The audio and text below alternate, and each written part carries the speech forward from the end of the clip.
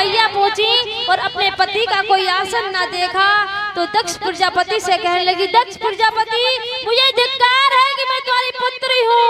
जिस शंकर भगवान को पूरा ब्रह्मांड पूजता है तुम उसका अपमान करते हो। मुझे धिक्कार है कि मैं दक्ष प्रजापति की बेटी हूँ। इससे अच्छा तो मैं अपना शरीर छोड़ दूंगी तो मुझे कोई कहेगा तो नहीं कि तू दक्ष प्रजापति की बेटी है। और आज सती मैया ने कहते एक मंडप में हवन कुंड में कूद गई। जैसे ही हवन कुंड में कूदी हाहाकार मच गया। भगे भगे गण शंकर भगवान के पास गए। शंकर भगवान से कहा कि सती मैया ने हवन कुंड में कूद कर अपने शरीर को छोड़ दिया है। जैसे ही शंकर भगवान ने सुना, शंकर भगवान ने एक जटा उखाड़ी और जमीन पर पटक के मारी। उसी से वीरभद्र भगवान प्रकट हो गए। बोले वीरभद्र भगवान की। वीरभद्र भगवान ने कहा, आदेश कीजिए प्रभु, मुझे क्या करना है। शंकर भगवान ने कहा, जाइए और दक्ष प्रजापति की तहस नहस कर डालिए आप। वीरभद्र गरजता हुआ चला और जैसे ही यज्ञ मंडप में पहुंचा, भृगु ऋषि की डाली उखाड़ दी, देवी देवताओं को तहस नहस कर डाला और दक्ष प्रजापति का सिर काट डाला।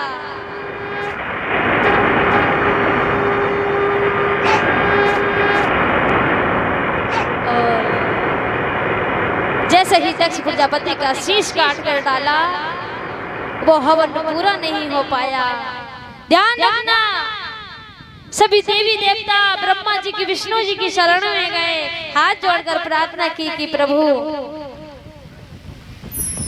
दक्ष प्रजापति के यहाँ हम गए थे और हमारी ये दुर्दशा हो गई। ब्रह्मा जी ने कहा, जहाँ ब्रह्मा विष्णु ना हो, जहाँ ब्रह्मा विष्णु और शंकर ना हो वहाँ जाना नहीं चाहिए। हमने मना करा था और आप नहीं माने। आज मेरे भोले बाबा कैलाश पर्वत पर बैठे हुए हैं। आज ब्रह्मा और विष्णु सभी देवी देवताओं को लेकर आए, शंकर भगवान के सामने हाथ जोड़कर खड़े हुए। हे प्रभु, जो गलती है आप माफ कीजिए। आप तो इस संसार के पालनहार हैं, अपने भक्तों पे दया करने वाले हैं। आप दक्ष प्रजापति के यहाँ चलिए और इस यज्ञ को संपन्न कराइए। और आज मेरे भोले बाबा दक्ष प्रजापति के यहाँ गए हैं। बड़ा सुंदर भाव, बम बोले बम बोले बम बम बम, बम बोले बम बोले बम बम, यही वो मंत्र है, यही वो तंत्र है,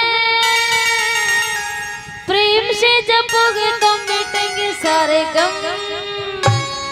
बम बोले बम बोले